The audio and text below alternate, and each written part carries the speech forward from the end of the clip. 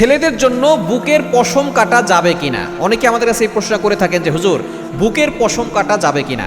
আমাদেরকে মনে রাখতে হবে, আমাদের শরীরে যে চুল আছে অথবা পশম আছে, এগুলো তিনটা ভাগ রয়েছে। একটা ভাগ হচ্ছে রাখতে হবে, এবং কিছু জায়গা হচ্ছে যে আপনি এটা রাখতে পারবেন না, এটা ছাঁচতে হবে অথবা চেঁচে ফেলতে হবে। আর আরেকটা বিধান আছে যে এটার ক্ষেত্রে রাখা যাবে কি যাবে না সে বিষয়ে শরীয়ত ইসলাম কিছুই বলে নাই। এক নম্বর হচ্ছে রাখতে হবে, সেটা হচ্ছে যেমন ছেলেদের জন্য দাড়ি, এটা রাখতে হবে, এটা হচ্ছে আমাদের জন্য ওয়াজিব। এবং মেয়েদের জন্য চুল, এটা রাখতে হবে, কেন মেয়েদের সৌন্দর্য হচ্ছে চুলের উপরে। আপনি যদি চুল ছোট করেন, চুল কেটে ফেলেন, তাহলে আপনি গুনাহগার হবেন। দাড়ি যদি আপনি কেটে ফেলেন, আপনি গুনাহগার হবেন। হ্যাঁ, কাটার কিছু সিস্টেম আছে, যদি অসুন্দর দেখা যায় সেটা ভিন্ন বিষয়, ভিন্ন মাসালা। দাড়ির ক্ষেত্রে অবশ্যই আপনাকে এক মুষ্টি রেখে তারপরে আপনি যতটুকু কাটেন সেটা কাটতে পারবেন, তবে অবশ্যই আপনাকে এক মুষ্টির বেশি আপনাকে রাখতে হবে। এবং দ্বিতীয় নাম্বার হচ্ছে কিছু কিছু জায়গার পশম আপনাকে ছেঁচে ফেলতে হবে। যেমন আপনি মোচটাকে ছোট করবেন, তারপরে আপনি বগলের নিচে, নাভির নিচে যে পশমগুলো আছে সেগুলো আপনি কেটে ফেলবেন, আপনি এটাকে ছেঁচে ফেলতে পারেন, এটার আপনাকে ছেঁচে ফেলতে হবে।